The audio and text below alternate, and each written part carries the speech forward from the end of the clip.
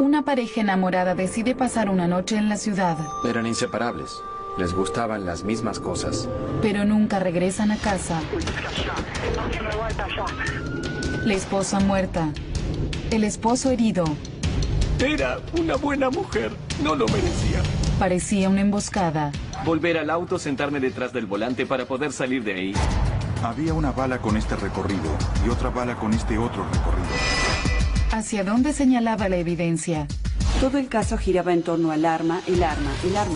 Asesinato y misterio en el lago Echo.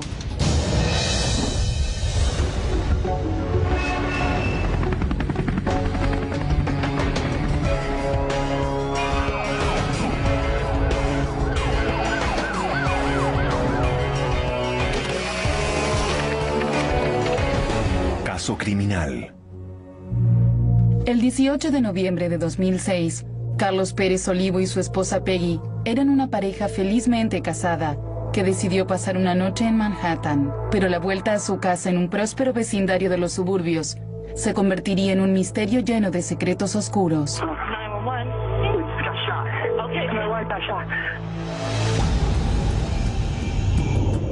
La llamada entró a emergencia alrededor de las 11:15 de la noche.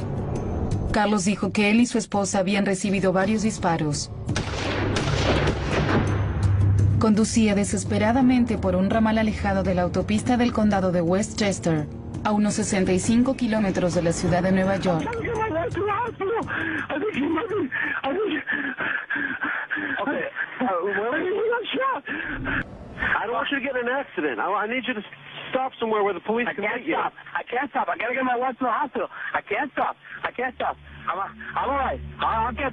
No quería esperar una ambulancia durante 5 o 10 minutos porque no sabía qué pasaba. Así que conduje lo más rápido que pude al hospital. 12 minutos después, Carlos llegó a un hospital cercano donde, según las filmaciones de seguridad, chocó contra una columna cerca de la entrada de emergencias. Carlos luchó por llegar hasta la entrada principal del hospital. Peggy estaba viva, pero su situación era desesperada.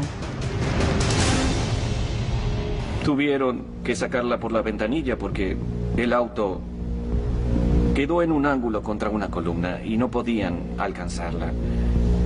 Recuerdo que llegué al hospital, que entré por la puerta, que traté de correr hasta la sala de emergencias y empecé a gritar y a decirles que mi esposa había recibido un disparo.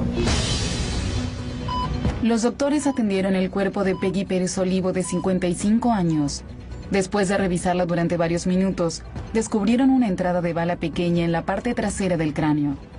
Carlos recibió un disparo en el abdomen inferior. Aparentemente, la bala atravesó el cuerpo. No dañó ningún órgano, pero estaba en muy malas condiciones.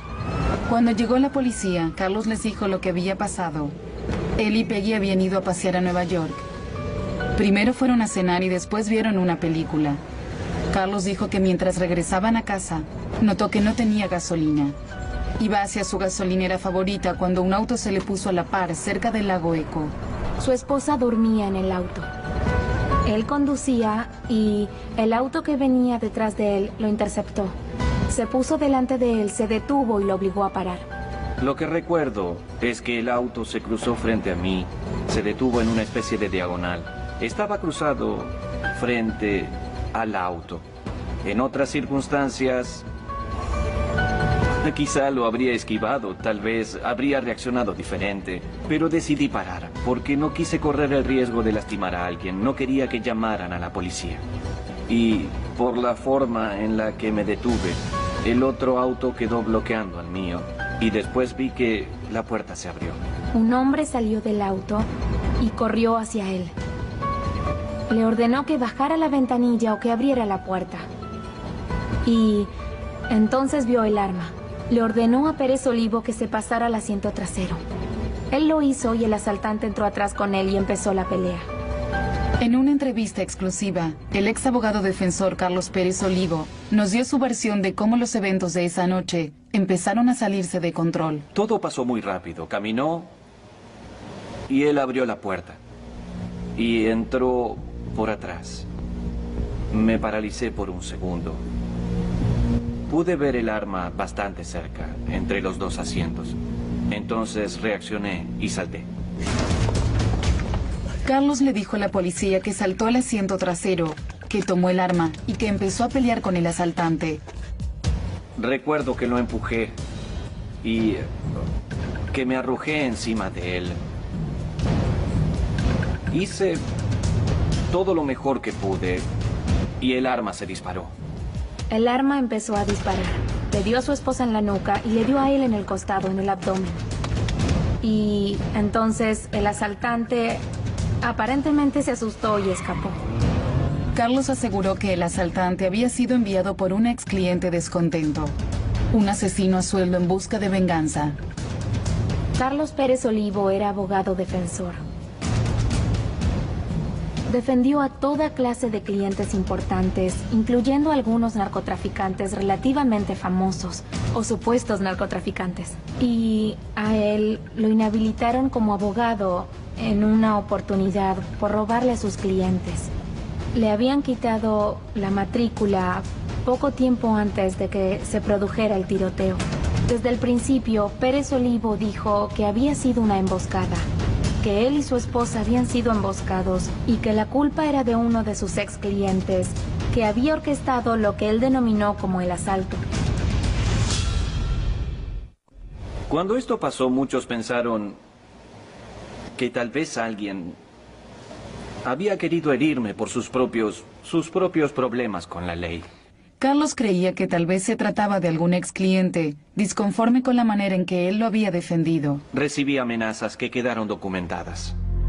Según su abogado, esa afirmación tenía total validez. Bastaba con conocer a los individuos que representaba. No eran las mejores personas del mundo para relacionarse. Y si podías sacarlos de prisión, te adoraban. Pero si no lo lograbas, según ellos, habías hecho mal tu trabajo. Pero si el atacante iba tras Carlos, ¿por qué le disparó a Peggy? No creo que tuviera la intención de dispararle. Yo luché con él. Nosotros movimos el arma y el revólver se disparó. Unas 3 veces, creo. La tercera vez, yo estaba encima de él, tratando de torcerle el brazo, tratando de controlar el arma.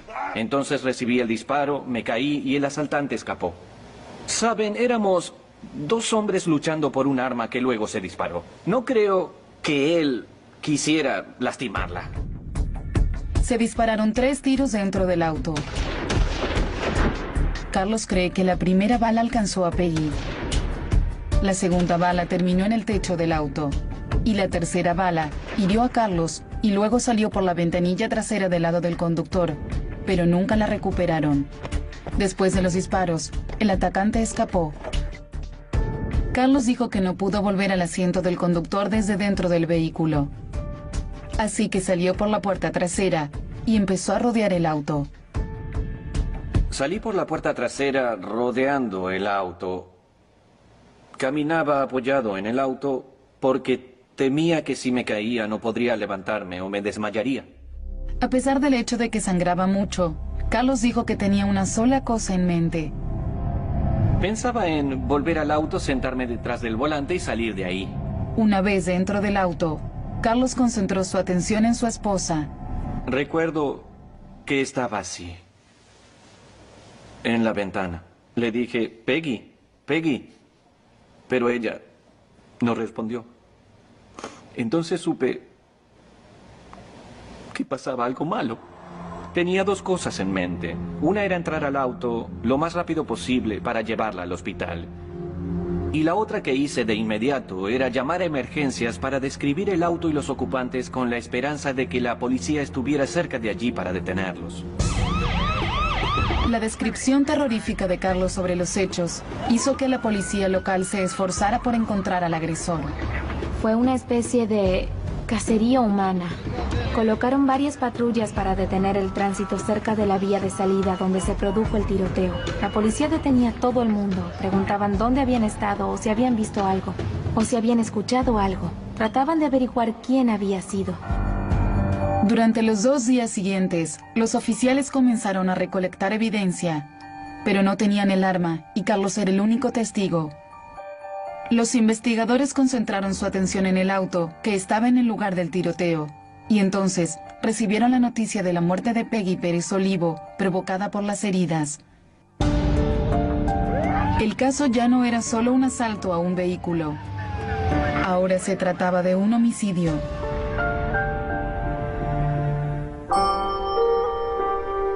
Mientras los detectives empezaron a buscar al asesino, Carlos, que había recibido un disparo, fue dado de alta del hospital. Sus heridas físicas sanaban bien, pero según sus amigos, nunca se recuperaría de la emboscada que le arrebató la vida a su esposa.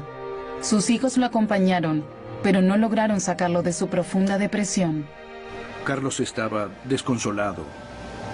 Estaba desesperado. Él se echaba la culpa de lo que había sucedido. Soy una persona emocional. Mi esposa, además de mis hijos, o más bien mi esposa y mis hijos, son lo más importante del mundo para mí. Y yo le fallé. Porque algo que se suponía que debía hacer era cuidarla y protegerla. Y yo no la protegí y ese sentimiento me atormenta todos los días. Pero era comprensible.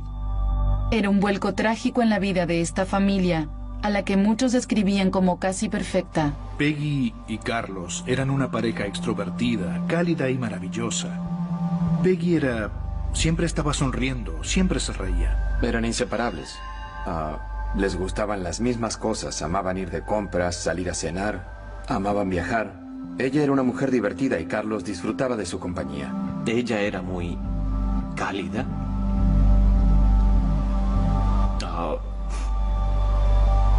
Era inteligente. Ella era la persona más confiable que conocí en la vida, la más honesta. Y de hecho, me convirtió en una persona mejor. Algunas personas son afortunadas y encuentran a alguien que es su otra mitad, que los completa. Esa era ella. Carlos asegura que continúa sufriendo a pesar de los años que pasaron desde la muerte de su esposa. Sigue atormentado por los eventos de esa noche de noviembre de 2006. Y dice que si pudiera volver el tiempo atrás, habría reaccionado en forma diferente. Habría ido directo a casa. Habría hecho eso. Porque si alguien debió morir esa noche, ese alguien era yo. Yo elegí pelear. Y sobreviví, pero ella no. Después del ataque, Carlos les dijo a los investigadores que el hombre que los atacó parecía ser hispano y que conducía un Toyota sedán. Su teoría era que el atacante había sido contratado por un ex cliente disconforme. La policía dio el aviso y alertó a los pueblos aledaños, pero no tuvieron suerte y no encontraron ni el auto ni el sospechoso. Carlos trató de colaborar en todo lo que pudo con los investigadores. Inmediatamente le dijo a la policía: soy abogado criminalista. Trabajé con estos temas y 9 de cada 10 veces que muere una mujer, el culpable es su esposo. Así que me investigarán a mí. No quiero que pierdan tiempo ni recursos para la investigación. Colaboraré en todo lo que sea necesario para que puedan avanzar y para que traten de descubrir quién fue el que hizo esto. Para quienes lo rodeaban, el compromiso de Carlos con la justicia tenía sentido. Era una forma de manejar su dolor y su sentimiento de culpa. Ella era buena, era una gran mujer. Era una buena mujer. No se lo merecía. Y es mi culpa, es mi culpa. La versión de los hechos que Carlos le dio a la policía, al comienzo, nos dio una orientación, orientó a la policía y también a los fiscales. Janet DiFiore es la abogada de distrito del condado de Westchester.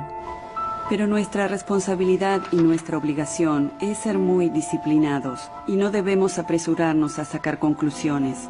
Hay que analizar todas las pistas.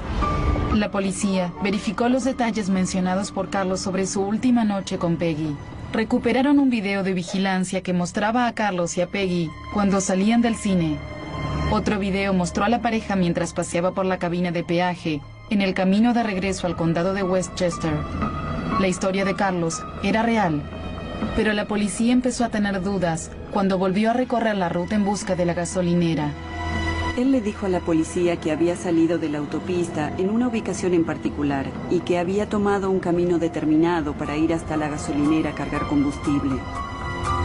Pero a todos los que conocíamos esa comunidad y a los que vivían en ella nos pareció muy extraño. El camino que había elegido era muy raro si se quería llegar a la gasolinera.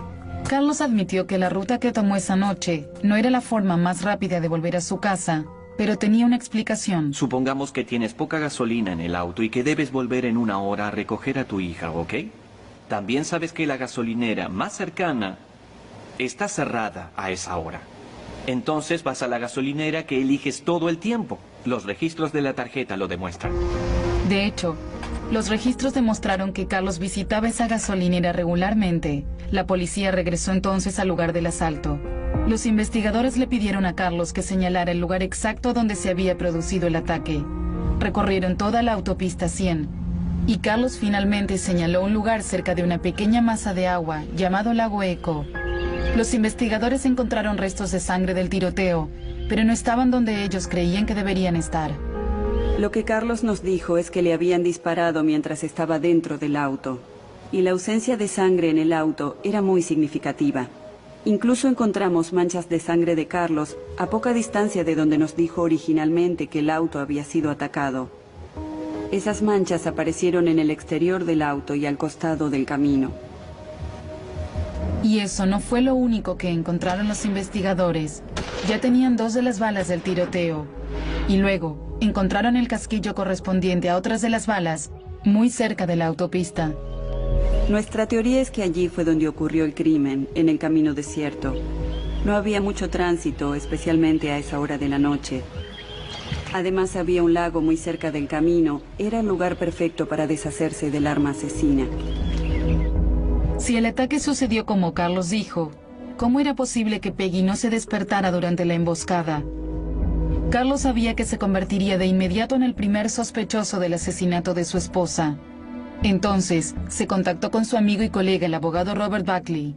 Él se ofreció a someterse al detector de mentiras. Dijo, hágame la prueba del detector.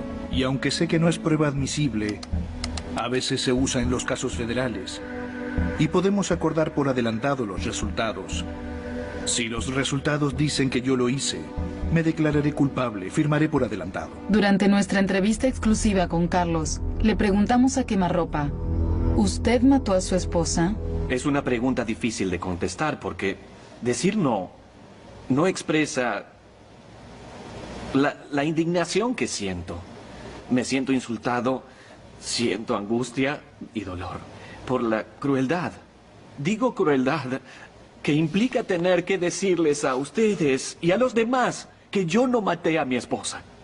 Eso duele. La policía se mostró considerada con los sentimientos de Carlos. Después de todo, había perdido a su esposa y a la madre de sus 3 hijos. Así que registraron nuevamente la escena del crimen y se concentraron en encontrar el arma homicida. Registraron un área de 5 kilómetros alrededor del camino. Solo quedaba un lugar lógico donde buscar: las aguas turbias del lago Echo. El arma era de una marca poco común. Era una Walther PPK. Es un arma alemana de la Segunda Guerra Mundial. Cuando encontraron el arma, aún tenía una bala en el interior. Y pensaron que era algo importante. ¿Por qué si era un asesino a sueldo se deshizo así del arma, con una bala todavía en el interior? Si era un asesino a sueldo contratado para matar a Pérez Olivo, ¿por qué había dejado el trabajo sin terminar si aún le quedaba una bala en la recámara? Al departamento de policía eso le llamó la atención. Enviaron el arma al comisario Anthony Tota, un experto en balística del condado de Westchester. Era un arma semiautomática calibre 32 fabricada por Walther. Era un arma muy bien hecha. Tota tiene casi 30 años de experiencia realizando pruebas de armas y comparando evidencia balística. Y nos dio una clase rápida. Esto es un cartucho, con esto se cargan las armas. Cuando se dispara un cartucho, este se separa en la bala y el casquillo. Esta es la evidencia, el subproducto del disparo.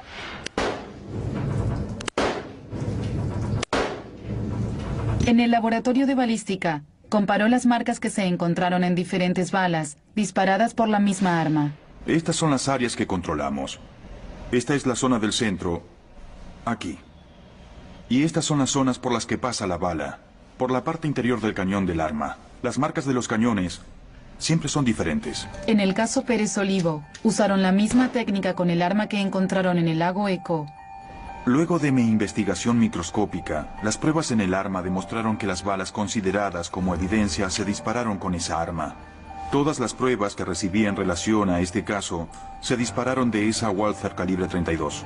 Entonces, la pregunta era, ¿quién disparó el arma? El eje central de este caso era el arma. Todo el caso giraba en torno al arma, el arma, el arma. Las pruebas forenses tuvieron un papel muy importante en este caso. Sirvieron para desacreditar completamente la versión de Carlos sobre lo que pasó esa noche mientras estaban en ese auto sobre la ruta 100 que pasa junto al lago Echo. Gracias a esas pruebas, cuando encontramos el arma en el lago y pudimos reconstruir la escena, la historia que contó Pérez Olivo de alguna manera empezó a fallar. El comisario investigador Anthony Tota se preguntó cómo pudo resultar herido Carlos en el abdomen mientras luchaba con el atacante. Recuerdo que lo empujé y que él se alejó hacia la puerta. En el momento en que se disparó el tercer tiro, yo estaba prácticamente encima de él, tratando de sacarle el arma y de torcerle el brazo. Por eso recibí el disparo aquí. Tota nos mostró cómo reconstruyó los ángulos de las trayectorias de las balas. Su trabajo fue una especie de geometría balística. Cuando examiné el exterior del vehículo, encontré el daño ocasionado por las balas. Esa bala salió del auto en un ángulo de 90 grados. Este es el disparo que supuestamente hirió a Carlos en el costado izquierdo y luego salió del cuerpo y destrozó el cristal.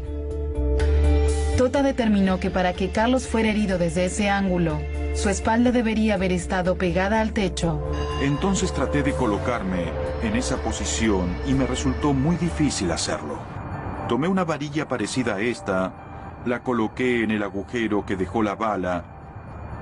Luego tomé un transportador y medí el ángulo, que tenía aproximadamente 20 grados. Así que la boca del arma debería estar en este ángulo con respecto al techo del auto. También analizó el disparo que finalmente mató a Peggy. Ese disparo se convertiría en el más controversial de todo el caso. Era una muerte causada por una herida de bala. El doctor Millard Highland, médico forense del condado de Westchester, realizó la autopsia. La bala entró por la nuca y pasó directamente hacia adelante. Se abrió camino entre los dos lóbulos principales del cerebro. Y en el momento en que se produjo la herida, podría decirse que la boca del arma estaba aproximadamente a unos 60 centímetros del cráneo. La herida que tenía en la cabeza la señora Pérez Olivo fue muy reveladora para el caso. Si hubiera habido una lucha de vida o muerte dentro del auto, no hubiéramos encontrado la cantidad de residuos de pólvora que encontramos en el apoyacabezas, que indica una distancia muy cercana al momento de hacer el disparo. Y sin dudas no habríamos tenido esa trayectoria de la bala que finalmente mató a Peggy. Ese recorrido de atrás hacia adelante que encontramos a la altura de la cabeza. Basados en los ángulos y en las distancias de los disparos, los investigadores crearon una reconstrucción forense del crimen. Según la policía, Carlos disparó 4 veces esa noche. Una bala en la nuca de su esposa, una en el techo del auto, una a través de la ventanilla y otra fuera del auto. La policía encontró el casquillo del cuarto proyectil debajo de la barrera de metal de la autopista y afirman que después de disparar, Carlos arrojó el arma al lago Echo. Yo sostengo que Carlos se deslizó en el asiento trasero y ejecutó a su esposa a corta distancia mientras ella dormía en el asiento delantero. Salió del auto y se disparó a él mismo en un costado para que las heridas parecieran ser consistentes con su teoría de una supuesta agresión. Y después llamó a emergencias para reportar el intento de ataque. A pesar de todas las evidencias y conjeturas, todo el caso dependía del arma. Los fiscales no estaban seguros de que perteneciera a Carlos. No había huellas ni ADN que lo conectaran con el arma. No estaba registrada y no existían antecedentes de que Carlos fuera propietario de ningún arma. Los fiscales siguieron buscando evidencia y continuaron hablando con Carlos. Los investigadores crearon incluso su propio video con la reconstrucción de la escena del crimen.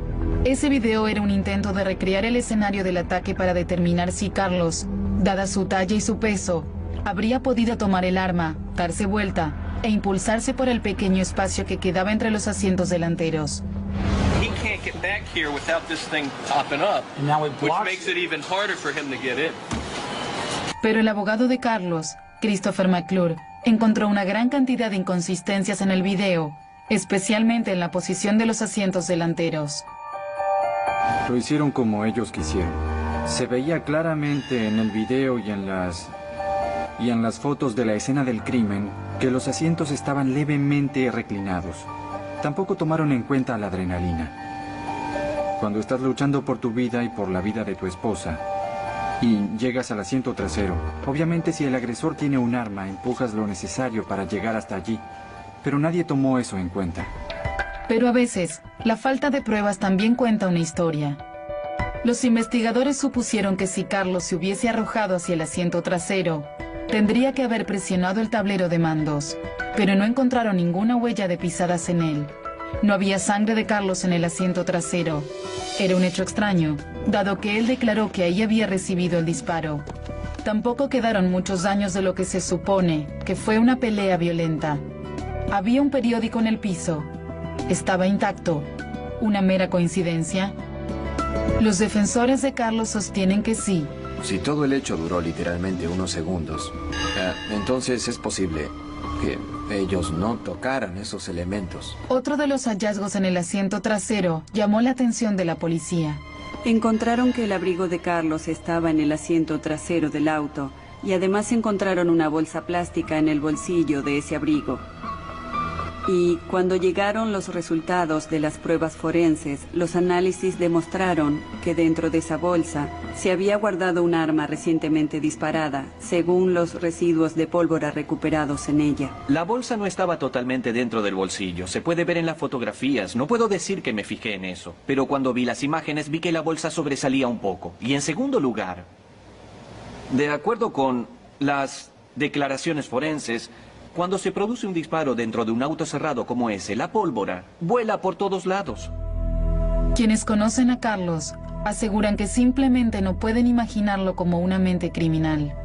A un nivel personal y a un nivel emocional, y conociendo a este hombre como lo conozco, sé que no hay forma de que sea culpable. De ninguna manera. Carlos asegura que trató de ser lo más transparente posible. Le dije a la policía todo lo que pude recordar y respondí a todo lo que me preguntaron. Durante el transcurso de la investigación, Carlos le dijo a la policía que seguramente descubrirían que había tenido un romance prolongado con una mujer y que encontrarían pruebas de esa relación. Por eso anticipó su confesión. Carlos admitió tener un romance desde hacía 10 años con una mujer llamada Iliana Poole, que había conocido en Puerto Rico, y luego detonó una posible bomba de tiempo. Le dijo a la policía que había llamado a su amante el día del asesinato de Peggy. Era su cumpleaños y le envió flores. Eso no ayudó.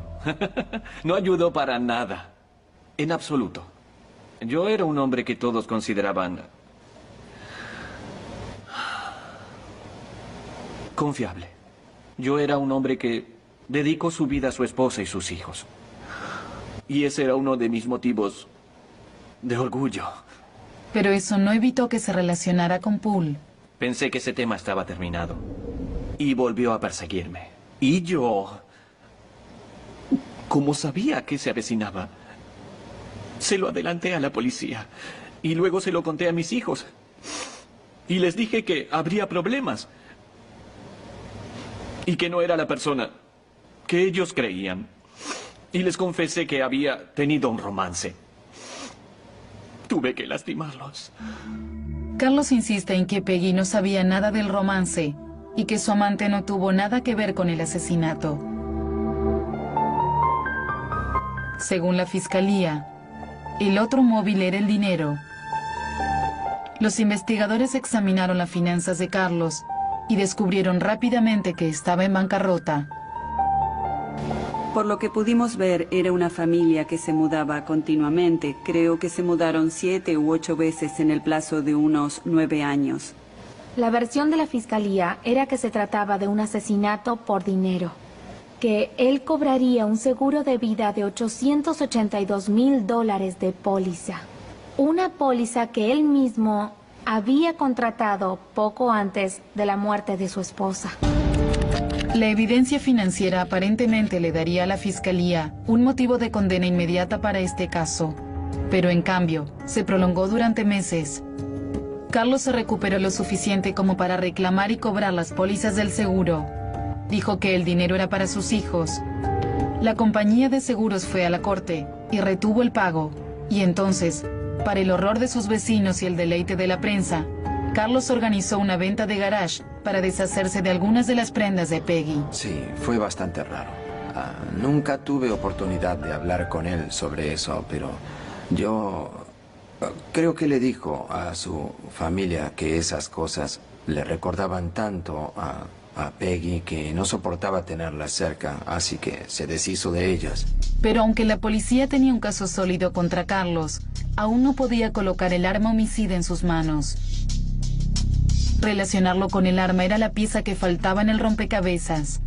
Entonces escucharon la historia de un joven llamado Mark Gazzola, que aseguraba haber visto algo extraño 5 meses antes del asesinato de Peggy. Lo que Gazzola vio le daría un nuevo giro al caso. Gazzola le dijo a la policía que meses antes del crimen había visto un revólver en la casa de los Pérez Olivo.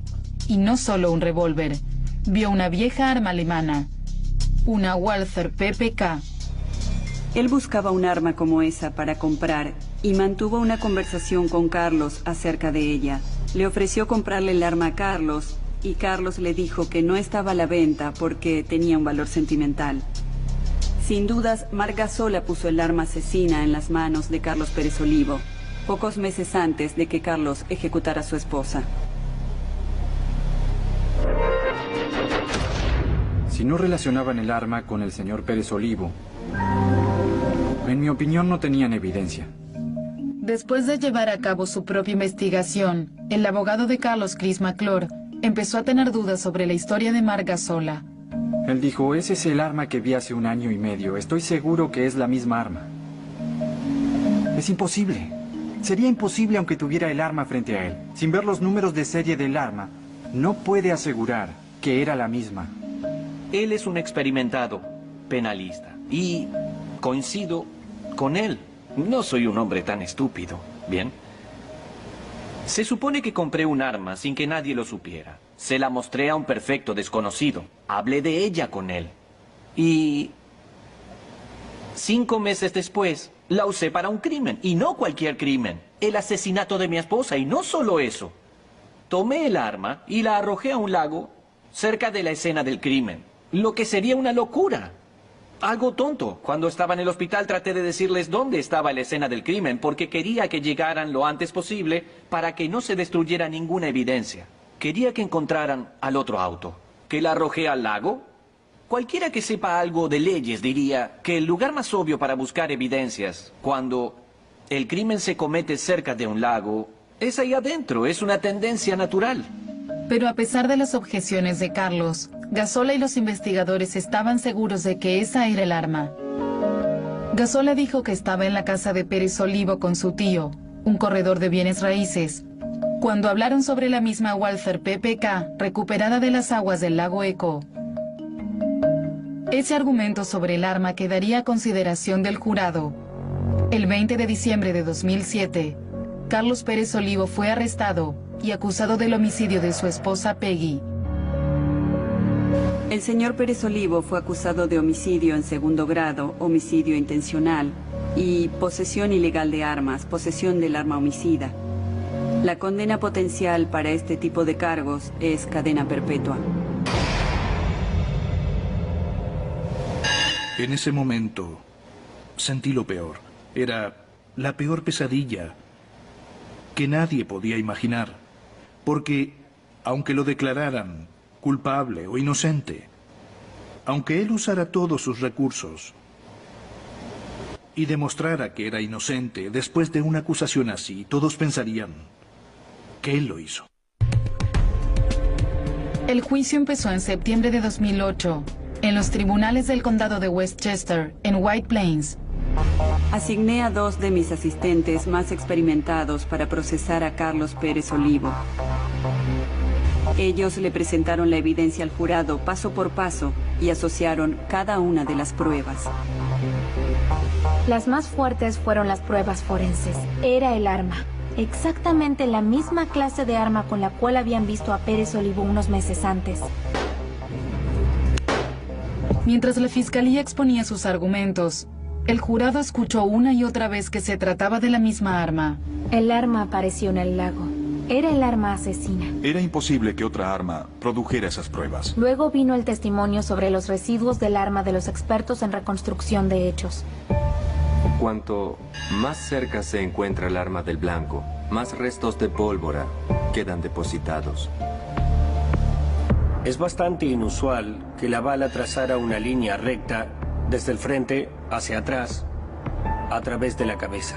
El fiscal desplegó un cuadro. Se trataba de un cartel que mostraba la versión de los hechos de la defensa y la posición de la fiscalía. Y lo llamó la versión de Carlos Pérez Olivo versus el sentido común. Los abogados de Carlos devolvieron el golpe, cuestionaron la calificación del testigo experto de la fiscalía y presentaron su propia reconstrucción de la escena del crimen.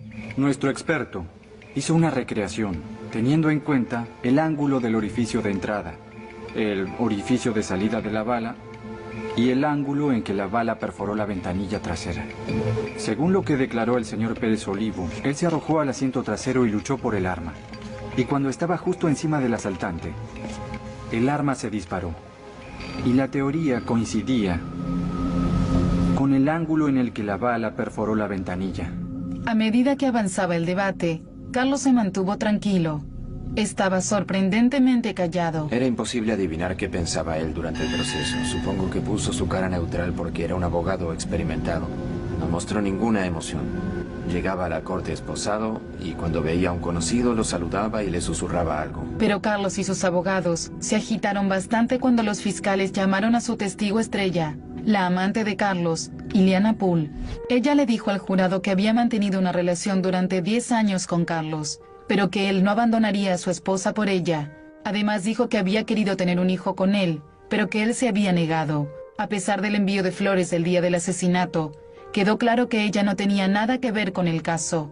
Pero su testimonio afectó a Carlos en forma negativa. Cuando la defensa quiso citarla nuevamente a declarar, él les dijo a sus abogados que la dejaran tranquila, que no le hicieran eso, porque no era su culpa. Pero lo que pareció perjudicar realmente el caso de Carlos fue el informe meticuloso que documentaba su inestabilidad financiera. La fiscalía demostró que al momento del crimen, Carlos estaba en quiebra, algo que él niega contundentemente. En ese momento ganaba más dinero que cuando ejercía como abogado. Desde el principio le dije a la policía cuánto ganaba, pero no quisieron escuchar. Dijeron, no. Podría haber presentado registros, haberles dado todo tipo de información. Deberían haber analizado la evidencia que les presenté. Los meses continuaron pasando. 6, 7, 8, 9 meses. Yo pagaba las tarjetas de crédito, $3,000, $4,000, $5,000. Y pagaba la hipoteca de $5,000, pagaba los autos, vivía. Pero la fiscalía presentó pruebas que demostraban que a la familia solo le quedaban $300. Sí, a fin de mes quedaban $300. ¿Y qué? Porque ese fue un motivo por el que pensé que este caso no iba a ningún lado, porque el móvil de la fiscalía era tan obvio y claramente falso que no tenía ningún sentido. Si analizaban los informes del banco y miraban los resúmenes, verían que ingresaba dinero. Y cuidado, que no era del seguro de vida, porque las pólizas no se pagaron hasta 2008 y el dinero fue para mis hijos. La explicación de Carlos sobre sus finanzas nunca se escuchó en la corte. Sus abogados le aconsejaron no testificar. Por experiencia, si me mostraba asustado, el jurado se quedaría con esa imagen. Pueden preguntárselo y les dirán que es así. Desde el comienzo dije que quería declarar. Pero mis abogados me decían que debíamos esperar. Durante las 3 semanas siguientes, la fiscalía desmanteló la coartada de Carlos, lenta pero firmemente. Este caso tenía todas las piezas necesarias. Teníamos un móvil, teníamos los medios, teníamos la oportunidad y presentamos cada una de esas piezas al jurado. El móvil era financiero, tenía que ver con dinero y codicia. El medio era el arma homicida. Pusimos el arma en las manos de Carlos pocos meses antes de que asesinara a su esposa. Y sin dudas, él tuvo una oportunidad. Organizó todo el día para llegar al final del mismo, solo con su esposa, en una carretera desierta, y la ejecutó a sangre fría justo en ese lugar. Después de 3 semanas de juicio, el caso quedó a consideración del jurado. Deliberaron durante 3 días. Carlos Pérez Olivo, el hombre que dijo vivir para su familia, se quedó completamente solo en el momento más difícil de su vida. Sus hijos ni siquiera se acercaron al juzgado. Entonces llegó el veredicto: culpable de todos los cargos. El jurado declaró a Carlos como culpable del homicidio intencional de su esposa. La jueza lo sentenció a una pena de 25 años a cadena perpetua y creo que ella lo explicó muy bien en su condena, porque lo calificó como un maestro del engaño. Un hombre que elaboró todo un plan diabólico para asesinar a su esposa por codicia. Carlos dijo que quedó impactado por el veredicto y que si él hubiese sido parte del jurado, de ninguna manera se habría declarado culpable. Creo que habría preferido razonar, habría utilizado mi cabeza en lugar de mis emociones. Había pruebas más que suficientes. Porque, aun cuando se les ordenó considerar el caso, que era lo que la fiscalía deseaba como caso circunstancial, la prueba de carga es algo diferente porque si hay al menos una teoría de que pueda resultar inocente contra 20 o más de culpable, se elige inocente, ¿ok? Nosotros consideramos que eran más que suficientes para determinar inocencia. Es que solo debían seguir las pruebas. Actualmente Carlos cumple su condena en la Penitenciaría Correccional de Ática, en Nueva York. Recientemente le diagnosticaron cáncer y sus oportunidades de sobrevivir son inciertas. Le preguntamos si esa noticia cambió su perspectiva del caso. Me pasó algo curioso cuando vino el doctor a informarme del diagnóstico, a decirme que la biopsia había dado positiva para el cáncer. Él entró con cara de, no sé, debo darle una mala noticia. Cuando la gente da malas noticias es muy cautelosa. Y me dijo, el resultado es positivo. Y mi reacción fue y será, está bien, tengo cáncer. ¿Qué es lo peor que me puede pasar? ¿Morir? Ya me siento muerto. Es igual. Pérez Olivo aún asegura que es inocente, que él no mató a su esposa. Ese es el problema con este caso, es el problema que tengo con el jurado. No puedo estar con mis hijos. Ellos perdieron a su madre y ahora perdieron a su padre. Pero en cierto punto, se siente responsable por lo que pasó esa noche. No pienso en lo que pasó esa noche porque es demasiado doloroso. Una parte de mí quería ser castigada. ¿Por qué yo estoy vivo y en libertad cuando ella está muerta por mi culpa? Una parte de mí quiere estar en prisión.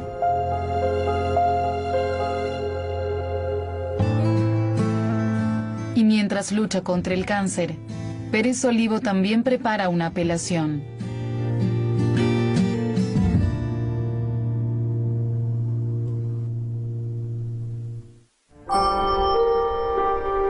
Doblado al español en Civisa Media.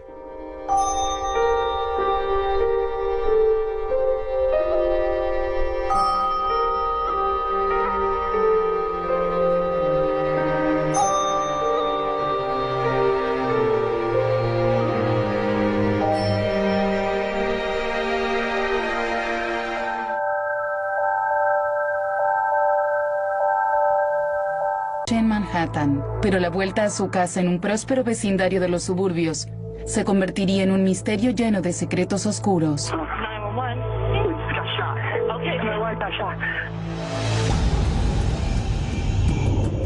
La llamada entró a emergencia alrededor de las 11:15 de la noche. Carlos dijo que él y su esposa habían recibido varios disparos.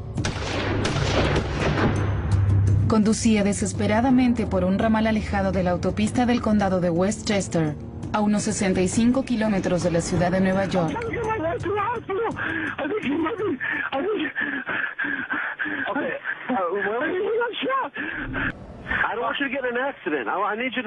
stop somewhere where the police can get you. I can't stop. I gotta get my wife to the hospital. I can't stop. I'm all right. I'll get there. No quería esperar una ambulancia durante 5 o 10 minutos porque no sabía qué pasaba. Así que conduje lo más rápido que pude al hospital.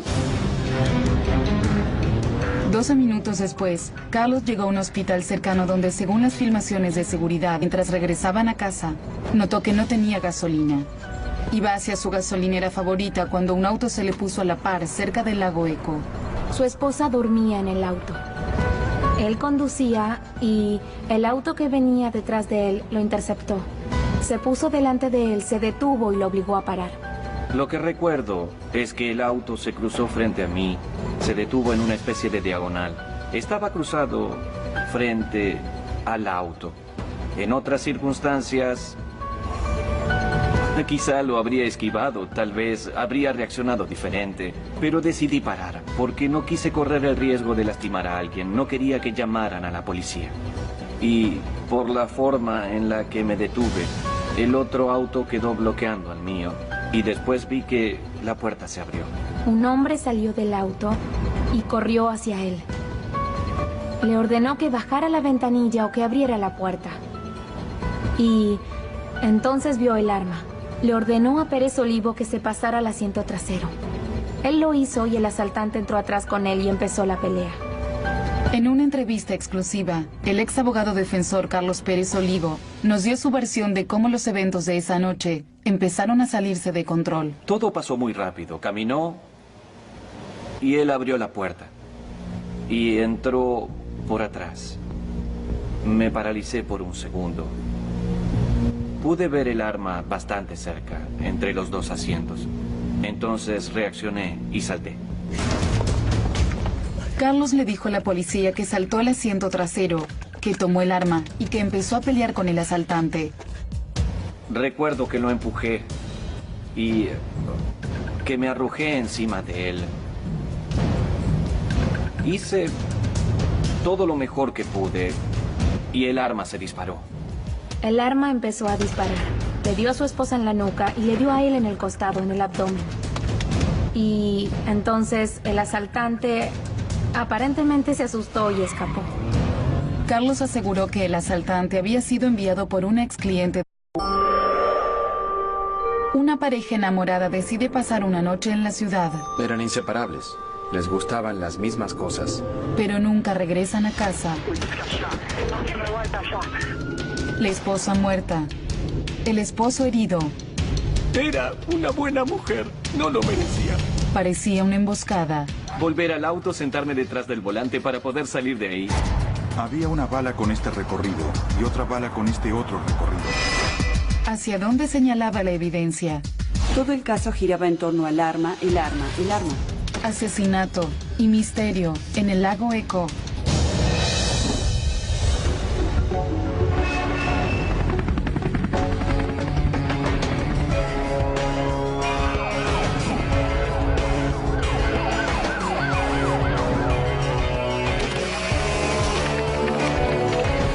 Caso criminal. El 18 de noviembre de 2006, Carlos Pérez Olivo y su esposa Peggy eran una pareja felizmente casada que decidió pasar una noche. Chocó contra una columna cerca de la entrada de emergencias. Carlos luchó por llegar hasta la entrada principal del hospital. Peggy estaba viva, pero su situación era desesperada.